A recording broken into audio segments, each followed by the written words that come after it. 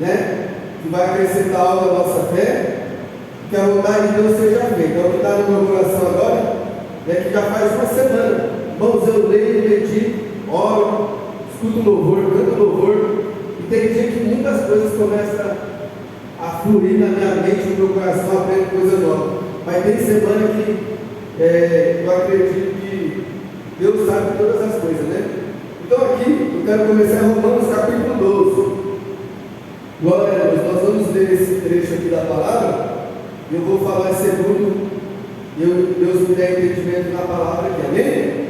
Glória a Deus, nossa confiança está no Senhor, Senhor, nosso Deus e nosso Pai. Estamos aqui perante o Senhor, Pai, a tua igreja, Pai, a tua casa, a qual somos nós. Deus, o Senhor é um Deus perfeito, Pai, o Senhor é um Deus poderoso, um Deus criador dos céus e da terra, e é de ti que deu o nosso socorro, Pai. Eu te peço neste momento a tua graça, Pai, o teu favor, porque o Senhor é um socorro presente no momento da angústia, de qualquer dificuldade que nós enfrentamos, Senhor.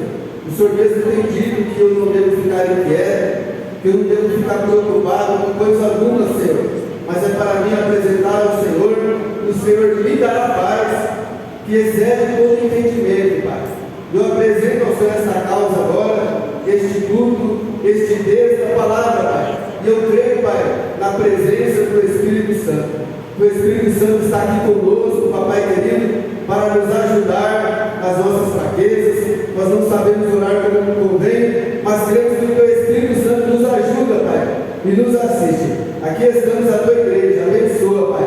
Abre a porta da palavra, abre o nosso entendimento, abre os nossos olhos, abre o nosso coração, que nós possamos entender, Pai, e ser fortalecidos e enriquecidos pela Sua palavra, Pai, que a Sua palavra venha nos alimentar, porque o Senhor nos assegura que a fé vem pelo ouvir da Sua palavra, Pai. Então vamos, Papai, ouvir a Sua palavra, vamos falar a Sua palavra e ouvir a Tua palavra, Pai, que a voz do Teu Espírito se ouça, Pai, e a nossa fé venha ser edificada, venha ser fortalecida, Pai, de maneira a darmos frutos para a Tua glória. É isso que eu te peço para a igreja, em nome de Jesus, amém, e graças a Deus, amém?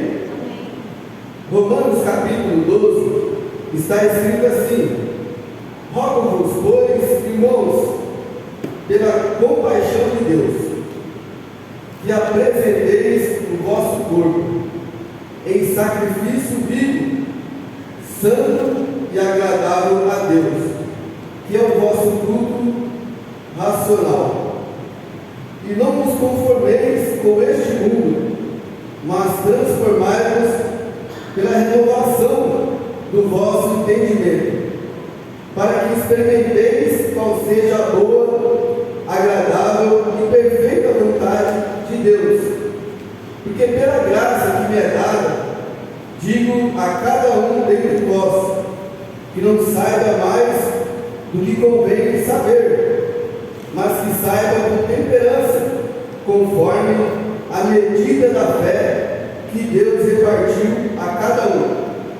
Porque assim como em um corpo temos muitos membros, e nem todos os membros têm a mesma operação, assim nós, que somos muitos, somos um só corpo em Cristo, mas individualmente somos membros uns dos outros, de modo que, tendo diferentes dons, segundo a graça que nos é dada, se é profecia, seja ela segundo a medida da fé. Se é ministério, seja em ministrar. Se é ensinar, haja dedicação ao ensino. Ou que exorta, use esse dom em exortar. O que reparte, faça-o com liberalidade. O que preside, com cuidado. O que exercita a misericórdia, com alegria. Amém? Glória a Deus. Irmãos, então aqui, essa carta é uma carta escrita pelo apóstolo Paulo. É um homem que ele tem propriedade, né, para falar o que ele disse aqui. Rogo-vos, pois, irmãos, pela compaixão de Deus.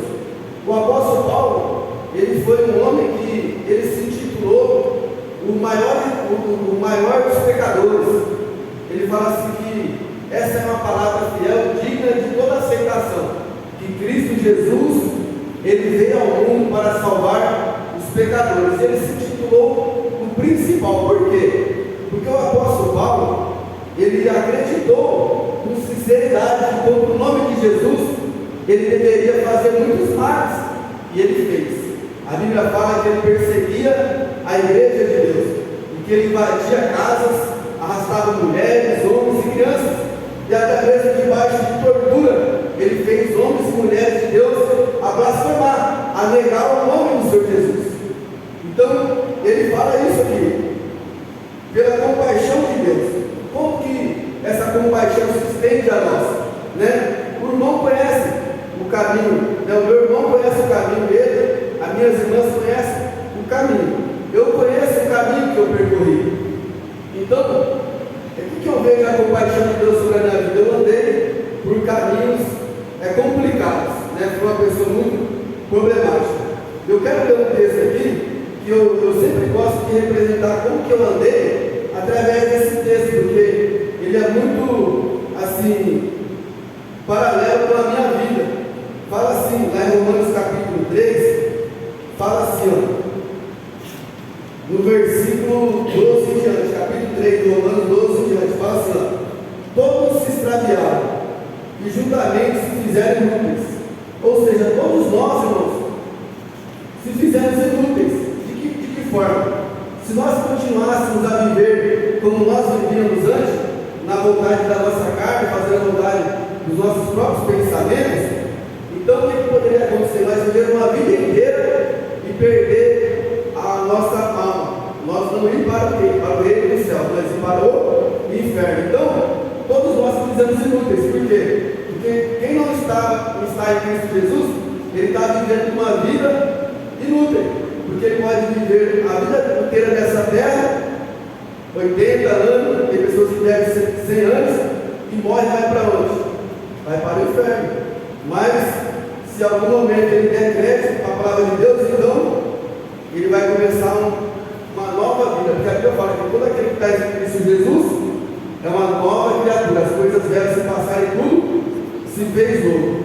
A Bíblia fala que quem tem Cristo tem a vida eterna. Agora tem que guardar essa vida e perseverar no caminho de Deus. Então nesse texto aqui, fala assim, ó, todos se extraviaram e juntamente se fizeram inúteis. Não há quem faça o bem, não há nem um só. Essa palavra aqui, não há quem faça o bem, não há nem um só, ela é interessante, porque às vezes nós podemos pensar que no caminho de Deus, fora do caminho de Deus, nós possa ter feito algo de bom, né? Então, uma vez a minha cunhada, não é a Carol, é a outra minha cunhada, mulher do meu outro irmão, a Dani, ela falou uma vez assim para mim, que ela acredita que Deus me alcançou porque eu tinha um coração bom. E eu entendo pela palavra de Deus que nunca jamais. Por quê? Porque ela teve esse entendimento. Eu acredito que agora ela não pensa mais assim, porque agora ela está no caminho de Deus, né? Está acreditando na palavra de Deus, ela deve ter aprendido. Porque a Bíblia fala assim, o que você faz demais? Se você faz bem, aqueles que também te fazem bem, aqueles que também te amam, aqueles que também são recíprocos com você, que bem, que você faz demais? O que eu faço demais? A Bíblia fala, não faz nada demais, porque tudo aquilo que nós fazemos em torno de nós mesmos, né? Tipo assim, se você faz, eu faço, se você não faz, eu não faço, né? Então, tipo assim, a Bíblia fala que nós devemos amar os nossos inimigos, bendizer aqueles que nos maldizem e orar por aqueles que nos perseguem. Então, no mundo, nós fazemos isso, amar os nossos inimigos, de forma alguma, nós queríamos, porque ia reagir na mesma altura. Nós falava bem daqueles que falavam mal de nós, de forma alguma. O que é falar bem? Às vezes, falar bem não é que você vai falar a pessoa toda torta, você vai falar que ela benção, né? Não é isso.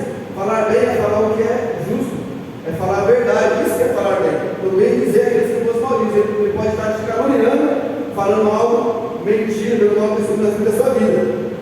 E se você falar alguma coisa dele, a gente fala aquilo que nos convém, que é segundo a verdade. Então, eu entendo que minha cunhada se eu era uma pessoa de coração bom, mas eu era para ela, porque ela era minha cunhada, né, e toda vez que eu podia, eu ajudava ela. Então, só que tipo assim, é por causa que tinha um limite ali, e os caminhos de Deus é diferente. Aí fala assim: a sua garganta é o sepulcro aberto, com a língua trata enganosamente. Peçonha de aspas está debaixo de seus lábios, cuja boca está cheia de maldição e amargura. Os seus pés são ligeiros para derramar sangue. Em seus caminhos há destruição e miséria, e não conheceram o caminho da paz. Não há temor de Deus diante de seus olhos. Então, eu me identifico com essas palavras. Então, para onde que eu iria se eu morresse? Para onde que eu iria? Se somente os que são justos em Cristo Jesus vão ser salvos. Para onde que eu iria se eu morresse? Eu tenho amigos meus que morreram, né? Uns morreram na mão de bandido, outros morreram na mão de polícia, porque estavam envolvidos no crime. Para onde que eles foram? Eles morreram, alguns morreram até drogados, bêbados, tinham acabado de matar outras pessoas, morreram. Para onde que eles foram?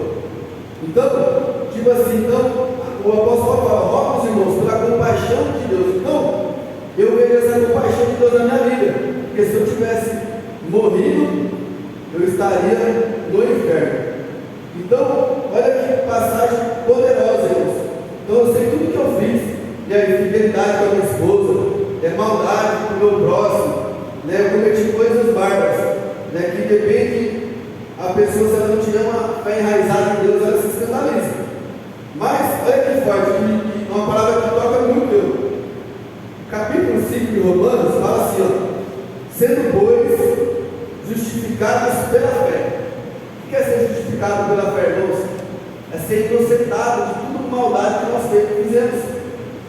Imagina, você tem uma folha cheia de pecado, que a gente tem que dar conta a Deus. E a Bíblia fala que o salário do pecado é a morte. O dom gratuito de Deus é a vida eterna de Jesus. Então, o meu salário era o quê? Era a morte eterna. Agora, o Senhor me assegura na palavra: sendo dois justificado pela fé. Por isso que fala que a salvação não é por meio das obras, mas é pela graça, é por meio da fé. Isso é um dom de Deus, não é de nós mesmos. Então, pela fé, agora eu sou o quê? Justificado de todos os meus pecados. Tudo aquilo que eu cometi, aqui me assegura que Deus agora, Ele olha para mim, Ele vê o Filho dele, Cristo Jesus, Ele vê o Espírito de Deus, o penhor da herança. A Bíblia fala que nós somos selados, né, pelo Espírito Santo para o dia da redenção. Ou seja, vai ter um dia que esse corpo nosso, olha que compaixão de Deus, irmãos, uma hora, inimigo, pecador, caminho perverso, mente perversa, coração perverso, agora indo para o inferno. Olha a compaixão de Deus, agora justificado por fé e ainda selado com o Espírito Santo de Deus, para que um dia esse corpo corruptível seja revestido no corpo imortal. Olha que compaixão de Deus, é o amor de Deus, isso é a compaixão de Deus. Aí fala assim: sendo, pois, justificado pela fé, temos paz com Deus, por nosso Senhor Jesus Cristo. Então agora eu tenho paz com Deus. O que é paz com Deus?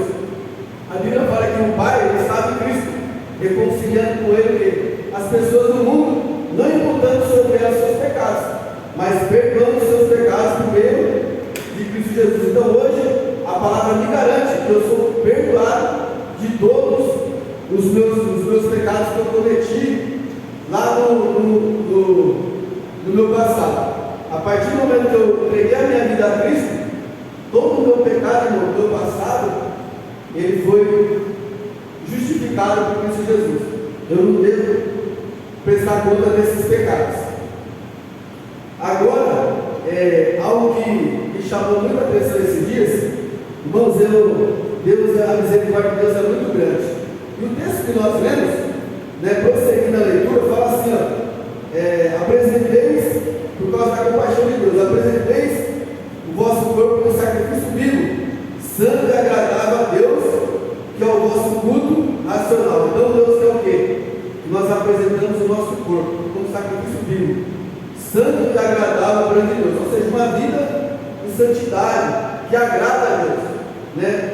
se abstendo de toda aparência do mal, se abstendo dos pecados, se abstendo daquilo que é desagradável a Deus. É nós apresentar a nossa vida em todos os sentidos de maneira que vai agradar a Deus. E algo, irmãos, que me chamou muita atenção, eu por esses dias, eu estava numa busca de conhecimento a respeito de temor do Senhor. Eu vinha orando a respeito disso, meditando, até mesmo eu assisti um seminário completo a respeito do temor do Senhor, e eu tive uma experiência esse dia, irmãos, que eu falo que Deus ele é um Deus que nos ama e tem muita compaixão de nós. E o que eu vou falar aqui, irmãos, de maneira alguma, é para incentivar ninguém a pecar. Porque a Bíblia fala que, filhos, não pequeis. Então Deus ele quer que nós não cometemos pecado. Mas se porventura nós cometemos falha, a Bíblia fala, filhos, não pequeis. Mas se porventura pecais, temos um advogado junto ao Pai. Então nós temos um advogado, porque na nossa caminhada nós falhamos, nós cometemos alguns deslizes. Mas tem uns deslizes, irmão, que nós cometemos às vezes, eles são bem grosseiros. Né? Eu acredito que eu cometi uns deslizes desses. Eu estou nos caminhos do Senhor desde 2008, nós estamos em 2024. Então eu acredito que eu cometi uns deslizes grosseiros. E eu buscando a Deus, pelo temor do Senhor, pelo conhecimento do temor de Deus, irmãos, eu tive uma experiência esses dias. Eu falo para os irmãos, eu fiquei estático. Eu fiquei em choque. Fiquei em choque. Porque a Bíblia fala, lá em Hebreus capítulo 4, versículo 13, olha o que fala aqui, ó. Hebreus capítulo 4, 13. E não há criatura alguma encoberta diante dele, antes todas as coisas são nuas e patentes aos olhos daquele com quem temos de tratar. Então a nossa vida, irmão, não é oculta aos olhos de Deus, nada é oculto aos olhos de Deus. Diz que tudo é patente. Deus ele está contemplando os bons, os maus, nada escapa de Deus. Está tudo oculto diante, está tudo exposto diante de Deus. Então nós sabemos dessa palavra, irmãos, mas você tem uma experiência de sentir isso, é diferente. Então eu estava orando a Deus, clamando, orando. Quando chegou um momento assim, eu vivi essa experiência, eu me senti exposto diante de Deus. Então ali eu entendo que foi uma atmosfera sobrenatural, uma atmosfera espiritual. E eu fiquei estático, em choque, porque eu entendi claramente que os erros que eu cometi, depois que eu me converti, ele foi pior do que eu cometi quando eu não estava com Cristo Jesus. Eu tive esse sentimento, eu fiquei em choque, estático assim, ó. Eu tive esse sentimento. Só que ao mesmo tempo, o que me chamou a atenção? Eu não senti condenação. Eu não senti Deus me condenando. Mas eu senti Ele me mostrando, né, que quando a gente cometemos pecados, depois que andamos com Deus, é pior. E eu não cometi 1% quando eu cometi no passado. Mas eu entendi que é pior. E aquilo ali eu senti um temor, era o que eu estava pedindo, temor do Senhor. Eu fiquei estático em choque, mas ao mesmo tempo eu entendi, eu sentia o amor, a graça e a misericórdia. E meu entendimento, né? Tipo, eu tinha esse sentimento. Tipo assim, irmãos, se não é a graça, se não é aquela palavra que fala, se não é a misericórdia de Deus, nós já teria sido consumidos. A Bíblia fala que a misericórdia de Deus se renova a cada manhã. Se não fosse a sua misericórdia, nós já teríamos sido consumidos. Então, ao mesmo tempo que eu fiquei ali estático, senti aquele temor, então eu não senti condenação, porque Deus estava me condenando, mas Ele estava me mostrando o temor do Senhor, porque é o que eu pedi. Então, o nosso Deus, Ele é um Deus de muita compaixão, e Ele quer o quê? Que nós venhamos apresentar a nossa vida de maneira agradável a Ele. Porque, irmão, Deus é um Deus justo, Ele é um Deus santo, e a Bíblia fala que Deus nunca vai ter culpado por inocente, e nem o inocente por culpado. Ele vai retribuir a cada um segundo as suas obras. E esse Deus, ele se revela que Ele não tem prazer de forma alguma na morte do pecador. A Bíblia fala assim: vive eu diz o Senhor, que eu não tenho prazer na morte do pecador. Antes, o meu prazer é que o pecador se converta dos seus maus caminhos e viva. Então, é o prazer de Deus. Como que Deus provou isso para nós? Isso Deus falou lá no livro de Ezequiel. Eu não lembro o capítulo, o versículo, mas está lá em Ezequiel. tem prazer na morte do ímpio. Mas aí no Novo Testamento, o que ele fala? E Deus prova o seu amor para conosco, em que Cristo Jesus morreu por nós, sendo nós ainda pecadores. Então, sendo nós pecadores, então verdadeiramente Deus não tem prazer na morte do ímpio. E essa palavra fala o quê? Que além de Deus ter nos amado a tal ponto de perdoar todos os nossos maus caminhos do passado, e também nos ter dado o Filho dele como prova desse amor, para nos perdoar dos nossos pecados, nos deu o Espírito Santo para nós sermos selados, para que um dia esse corpo, o nosso corpo contínuo, seja revestido com corpo imortal, e nós vamos viver a eternidade nos céus. Então, ainda de tudo isso, ele ainda está falando aqui para a gente: apresenteis o vosso corpo em sacrifício vivo, santo e agradável a Deus, que é o vosso culto racional. Ou seja, ele quer que a nossa vida seja um culto racional. E como que vai ser esse culto? Aí ele fala aqui no versículo 2: e não vos conformeis com este mundo, mas transformai-vos pela renovação da vossa mente. Então, o culto racional é um culto a Deus com entendimento. Nós vamos dar adoração a Deus com entendimento, ao único e verdadeiro Deus, com entendimento, um culto racional. E agradável a Deus é o quê? Que a nossa vida, aonde nós andarmos, na nossa consciência, nós estamos fazendo a vontade de Deus, aquilo que é certo diante de Deus. E para quê? Para que Deus está pedindo isso? Para que experimenteis qual seja a boa, agradável e perfeita vontade de Deus. Então Deus ele tem uma boa, agradável e perfeita vontade para as nossas vidas. E isso vem do quê? De nós ser transformados, não se conformando com este mundo, mas a nossa vida ser transformada pela renovação da nossa mente, pela renovação mediante a palavra de Deus, a luz da palavra de Deus. E o que é interessante? No início do culto, a irmã falou de como é importante, né, ao culto ao Senhor, a adoração ao Senhor. Aqui fala a respeito do nosso culto que é racional, da nossa maneira de viver, para nós experimentar o propósito, a vontade de Deus. E isso foi pedido para que nós, assim, venhamos proceder, por causa da compaixão de Deus dentro de nós. Olha, Ele nos ama, não quer que nós se perca, e agora Ele quer que nós apresentemos a nossa vida, porque Ele tem algo superior para nós. Ele não quer que nós desistamos na caminhada, Ele não quer que nós vivamos pensando que tem um futuro incerto. Não, tem um futuro certo para nós. A Bíblia fala: eu bem sei os pensamentos que eu tenho ao vosso respeito, e são pensamentos de paz e não de mal, para dar o fim que esperais. Irmãos, qual que é o fim que nós esperamos aqui na terra e lá na vida eterna? A vida eterna nós sabemos que lá acabou os problemas, mas qual que é o fim que nós esperamos aqui? Eu acredito, irmãos, que não há uma pessoa que não queira ser feliz, uma pessoa que não queira alegria, ter saúde, ter prosperidade, ter segurança, ter família. Eu acredito que não existe alguém que não deseja isso, ter bons amigos, né, ter uma carreira bem sucedida. Todo mundo deseja isso. E a Bíblia fala, irmão, quando nós não desprezamos a palavra de Deus, e nós damos crédito para essa palavra, é isso que Ele vai nos entregar. É tudo que nós queremos. Essa palavra que fala: eu bem sei os pensamentos que eu tenho a vosso respeito, foi dada ao povo de Israel. O povo de Israel estava em cativeiro, irmãos.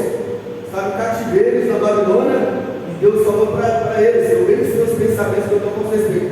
Então o que aquele povo queria? Voltar para a terra deles, onde eles tinham prosperidade, tinham segurança, onde eles estavam com o seu familiar deles, na pátria deles, e eles se sentiam seguros, porque houve a guerra, os inimigos levou esse cativeiro. Imagine que uma guerra no Brasil levava nós esse cativeiro. Imagina, só Deus para consolar. E Deus deu essa palavra para eles: eu bem sei, né, o fim de vocês, eu tenho um bom futuro, mas busca-eu de todo o coração, se volte para mim, como Deus falou isso para o povo. Então, irmãos, tudo que nós queremos, quando nós não desprezamos a palavra de Deus, a orientação de Deus, é isso que Deus vai fazer na nossa vida. Ele tem um bom futuro para nós. Ele nos ama, Ele nos tem por filhos, Ele quer abençoar os seus filhos, Ele quer ver os seus filhos fortalecidos, abençoados.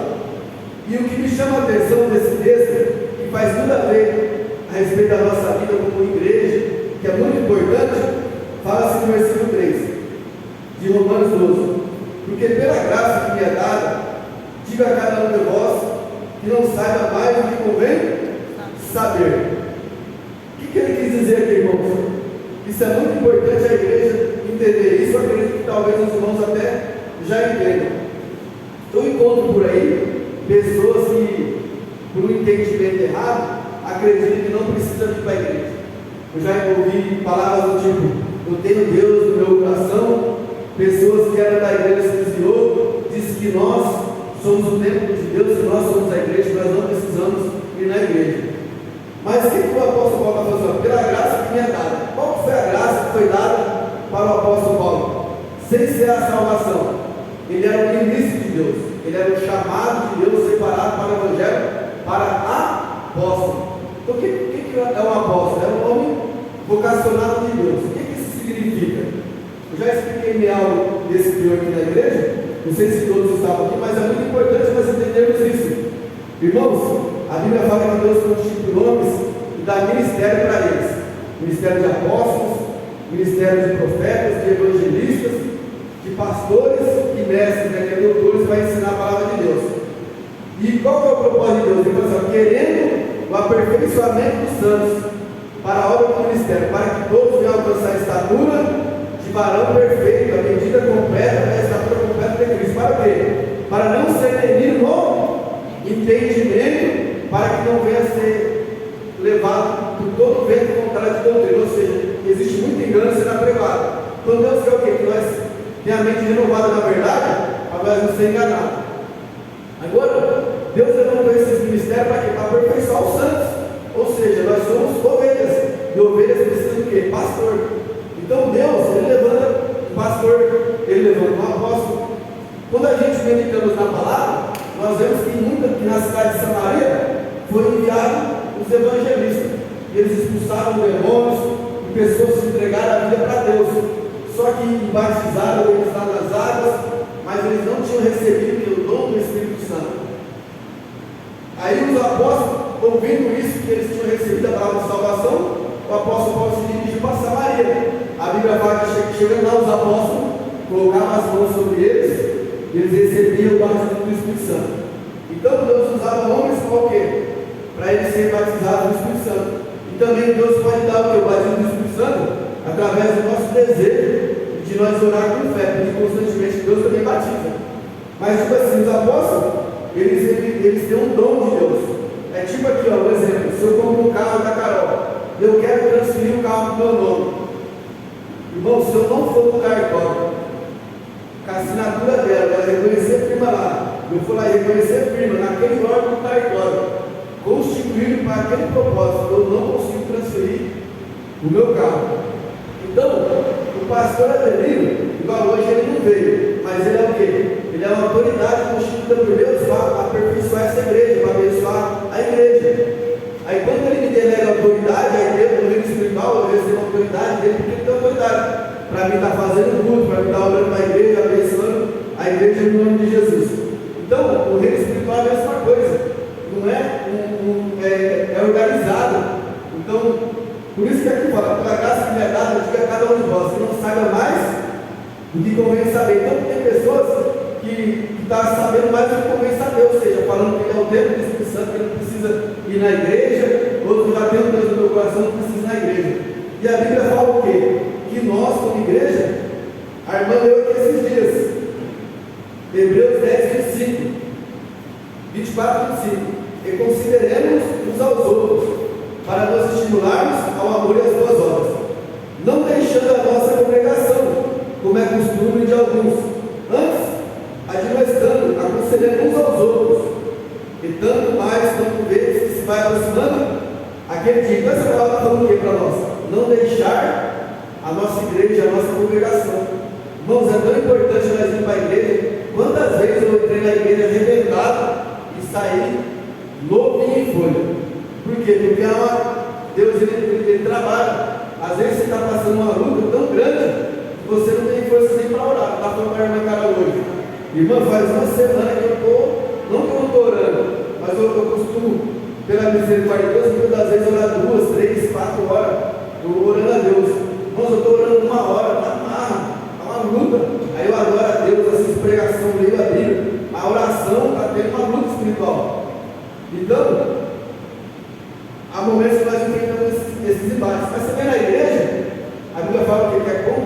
faz com que os irmãos vivam em união. Aí Deus derrama a graça, Deus derrama o óleo sobre a igreja, Deus abençoa a igreja. Então é muito importante nós irmos para o culto e nunca deixar essa mentalidade entrar em nós, que é importante, né, nós não saber mais do que convém saber, mas ficar dentro daquilo que Deus nos deu. Então, o pastor ele é isso, ele é um homem autorizado por Deus, igual um juiz autorizado a assinar documentos. Se o juiz não assinar, não vale de nada. Se o cartório não reconhecer tudo no recibo, eu não consigo transferir. Então, o reino espiritual é a mesma coisa. Existe um pastor, existe um apóstolo, existe um profeta, e eles dizem: o que é isso? Ele é autorizado no reino espiritual a liberar uma bênção, às vezes na vida do irmão, uma palavra profética. Às vezes o irmão está aqui, Deus dá uma revelação profética. Eu não falo: irmão, né, Deus me falou isso, receba. Ali no mundo espiritual já tem que ser entregue. A irmã recebe por fé. Se a irmã não duvidar, ela vai viver aquele milagre. Então é isso que Deus faz. O pastor, ele é autorizado por Deus para cumprir esse propósito, edificar a igreja para a obra do ministério. Então Deus tem ministérios, cada um dos irmãos. E o pastor vai ser o quê? Usado para isso. Então, o que é importante? Nós temos uma vida como sacrifício vivo e santo agradável a Deus. Irmãos, vou falar uma coisa para os irmãos, para nós encerrar. Quando nós vivemos na fé, pela palavra de Deus, na humildade, não além daquilo que Deus nos mostra, que cada nós ande além e nem ficar daquele, aquilo que Deus nos mostra. Quando nós vamos na humildade, na fé, irmãos, não tem como o propósito de Deus não se cumprir na nossa vida. Ninguém consegue sufocar, apagar a fé. Se nós vivemos pela fé, irmãos, o que Deus tem para fazer, uns demora 10 anos, outros 15, outros 20, outros 30, tem uns que é rápido, demora. Mas o que Deus tem para fazer, irmão, não tem quem possa impedir. O próprio Deus, ele exalta o filho e a filha dele que vive pela fé. Vai chegar um momento que Deus tem para fazer, ele faz. Tem uma passagem que ilustra muito bem isso. A Bíblia fala da mulher do fluxo de sangue, que ela, pela fé, ela falava assim: se eu somente tocar na hora das suas vestes, eu vou ser curado. Irmãos, ela não queria ser vista por ninguém, ela só queria receber a cura dela e ela estava na fé. E ela foi. E ela foi, atravessou aquela multidão, ela não podia relar nas pessoas, porque se as pessoas relavam nas pessoas, por ela estar com fluxo de sangue, que ela era imunda, não podia tocar. Mas ela foi e enfrentou todo o perigo e foi lá e tocou nas horas de Jesus. A Bíblia fala que pela fé, irmãos, não significa que a fé atrai o milagre de Deus na nossa vida. E aí a mulher do sangue, imediatamente ela se sentiu curada. E Jesus percebeu isso é o poder, virtude dele. Daí ele começa no meio da multidão: quem me tocou? Quem me tocou? Aí os discípulos começaram a falar: poxa, Deus, todo mundo está te apertando, você está perguntando quem te tocou? E ele falou assim: alguém me tocou, porque senti que saiu virtude de mim. E ele começou a procurar na multidão. Ou seja, irmão, você pode estar na multidão, você pode estar igual o Saul no meio das bagagens, lá quando Deus tinha escolhido Saul, já o Saul estava lá no meio das bagagens, escondido. Ninguém esconde nos olhos de Deus, ninguém esconde aquele que Deus quer fazer o quê? Deus quer cumprir um propósito. Irmãos, ninguém esconde a fé. Aquela mulher, vendo que ela não poderia se esconder, a Bíblia fala que ela se apresentou e falou o que estava acontecendo. Que há 12 anos ela tinha perdido tudo com os médicos, que ela tinha enfermo, mas ela tocou em Jesus e se sentiu curada. Jesus falou assim: filha, vai em paz, a tua fé te salvou. Então a fé daquela mulher, ela achou que ia receber a fé e ia fazer o quê? Ia embora quietinha, mas a fé dela expôs ela diante da multidão. Irmãos, a Bíblia fala que Deus, quando ele acende uma candeia, nós somos essa candeia, é para colocar no velador. Deus quer glorificar o nome dele para a nossa vida. Quando nós vivemos por fé, o nome de Deus vai ser glorificado. Então, quando nós andamos, não esquecemos da compaixão de Deus, de termos perdoado os nossos pecados, e vivemos pela fé, e nos esforçamos para apresentar o nosso corpo vivo, santo e agradável a Deus. Então nós vamos experimentar esse propósito que Deus tem para nós. Então o nosso culto é racional, é mediante a palavra de Deus. Nós falamos o que nós sabemos e passamos daí. Nós vamos à humildade pela fé. E Deus vai fazer o que? Vai trabalhando a nossa vida. Deus vai nos aperfeiçoando. E nós vamos experimentar o propósito de Deus. quando nós nos apresentamos assim, irmãos, então a cada dia nós vamos o quê? Ser mais fortalecidos. Nós vamos ficar fortalecidos na fé, e aquele dia o Senhor vai falar para nós: "Vinde bendito do meu Pai, possuir por herança o reino que nos está preparado antes da fundação do mundo." Então Deus tem esse propósito. O propósito final de Deus é isso: nós na eternidade, mas também o nome de Deus há de ser glorificado através da nossa vida. Quando nós não esquecemos da misericórdia dele, da compaixão dele, nós estávamos perdidos nos nossos pecados, mas agora nós declaramos amor a ele com a nossa vida, e agora o propósito dele vai se cumprir na nossa vida. No tempo de Deus, nós vamos na humildade, não indo além do que nós queremos saber. Se a Bíblia fala que nós temos que ir na igreja, vamos à igreja. Se a Bíblia fala que nós temos que orar, vamos orar. Vamos adorar a Deus, porque Ele é digno de todo louvor. E fala que quando nós adoramos a Deus, Ele nos enche do Espírito Santo. E assim nós vamos viver e entender a vontade de Deus para a nossa vida. Deus vai encaixar cada um no seu lugar. O Espírito Santo de Deus vai se encarregar de fazer isso, de colocar cada um onde Ele quer, para a edificação do corpo de Cristo. Porque nós necessitamos um dos outros em Cristo Jesus. Somos menos um do outro no corpo de Cristo Jesus. Amém, irmãos? Amém. Eu convido a igreja a se pôr de pé.